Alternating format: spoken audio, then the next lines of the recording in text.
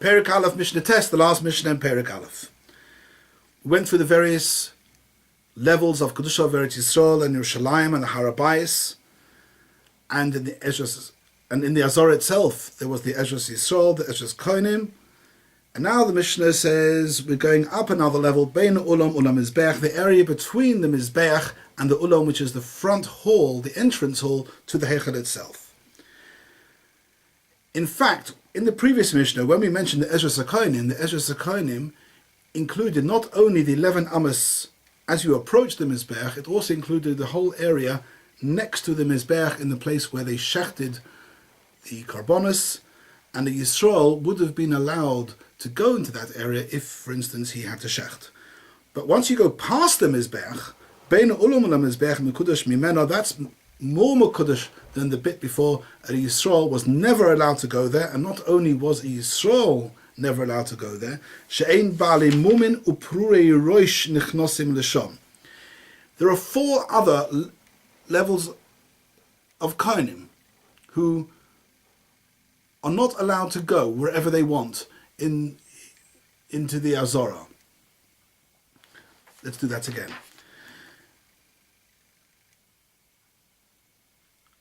Apart from Azor, there are also 4 types of Kohanim who have something wrong with them which doesn't allow them to go past the Mizbeach. The 4 people are the 2 mentioned here, Baalei Mumin, somebody who has a mum, Upruei Roish, somebody who's let his hair grow for more than 30 days. There's another 2 not mentioned in this part of the Mishnah, but mentioned later on. They're a man who is called a Shaloi Rochut Yadayim V'Raglayim, who has not had Rechitas Yadayim V'Raglayim from the Kior, hasn't washed his hands and his feet properly from the Kior, and a Shesuya Yain, somebody who's drank a little bit too much wine and is not allowed to do the Avodah. The Tanna Kamma is saying here that for the din of Ulam LaMizbeach, and there's a machlokus rishonim if this is a din d'oraisa drabanan, we're only strict on the Baalei Mumin and the Pruei Roish. They are not allowed to go there. The Shalei Rochot Tzedayim V'Raglayim and the Shesuya Yain are allowed to go Bein Ulam LaMizbeach. They're just not allowed to go into the Heichel.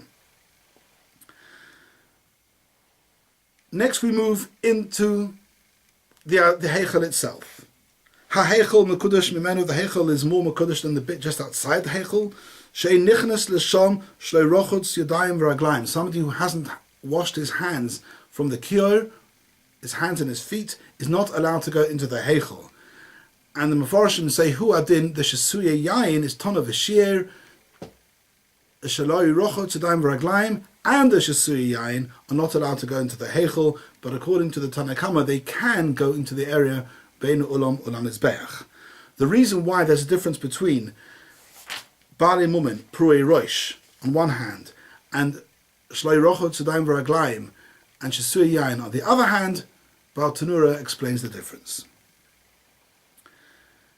And the Mishnah carries on, of course, with the last one, Kodesh HaKodeshim Mekudesh Mehem. The Kodesh Kodesh, the Kodesh Kodeshim, which is right inside the Heichel where the Oren was, She'ein nichnas l'sham ela Kohen Gadol b'yom HaKippurim b'shas ha'avodah.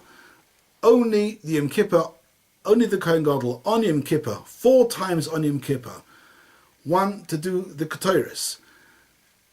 Number 2, to sprinkle from the Dam HaPor. Number 3, to sprinkle from the Dam HaSoyer. And number 4, to go in afterwards and remove the Kaf and the Machta of the Ketores. Otherwise, there was never a way a person could ever go into the Kodesh Kodeshim. Now, the Tanna Kamma made a difference between Bein Ulam LaMizbeach and the Heichel, in that Bein Ulam LaMizbeach was mutter for a Aloi Rochot Tzedayim V'Raglayim and the Shesuya Yain, and the Heichel was Osir. But Rabbi Yossi is more machmir. He says, B'chamisha Devarim Bein Ulam LaMizbeach Shava LaHeichel. I am machmir, and I hold that even the 2 people you said are mutter to go Bein Ulam LaMizbeach, but only Osir the Heichel, i.e. the Baalei Mumin, and the Pruei Roish, the Shesuya Yain and the Shloi Rochot Tzedayim V'Raglayim, I hold that even they are also to go Bein Ulam LaMizbeach. Omer Rabbi Yossi b'chamisha dvarim Bein Ulam LaMizbeach Shava LaHeichel, She'ein Baalei Mumin uPruei Roish uShesuya Yain v'Shloi Rochot Tzedayim V'Raglayim nichnosim l'sham. None of them can go into that area past the Mizbeach. So there's no difference at all between Bein Ulam and HaMizbeach and the Heichel. And he's got another one. Uparishin Bein Ulam and HaMizbeach b'shas haktorah. Rabbi Yossi holds, no matter when and where Ketores was brought, whether it was the normal Ketores brought every day on the Mizbeach HaPnimi, or whether it was on Yom Kippur when the Ketores was brought in the Kodesh Kodshim, at all those times, nobody else was allowed to be in the area Bein Ulam and HaMizbeach. And there is no difference, according to him, between Bein Ulam and HaMizbeach and the Heichel. Whereas according to the Tanna Kama, it's like this. When the Ketores was done in the Heichel, the normal Ketores done every day, twice a day, on the Mizbeach HaPnimi, it was then that people had to be Pirish from the area Bein Ulam and HaMizbeach.